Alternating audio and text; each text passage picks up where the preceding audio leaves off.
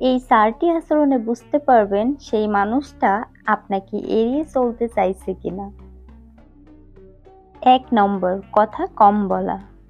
যদি দেখেন মানুষটা আপনার সাথে কম কথা বলছে, মেসেজের রিপ্লাই দিচ্ছে না কিংবা দেরিতে রিপ্লাই করছে, অথবা ছোট ছোট শব্দে মেসেজের রিপ্লাই দিচ্ছে, হুম, আচ্ছা, এসব ছোট ছোট কথা বলে যদি মেসেজের রিপ্লাই দেয়, তাহলে বুঝে নেবেন হয়তোবা মানুষটা আপনার সাথে কথা বলতে চাইছে না।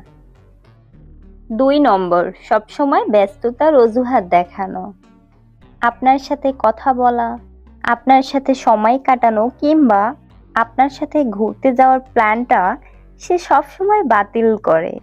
তাহলে আপনাকে বুঝতে হবে মানুষটা হয়তোবা আপনাকে এড়িয়ে চলছে।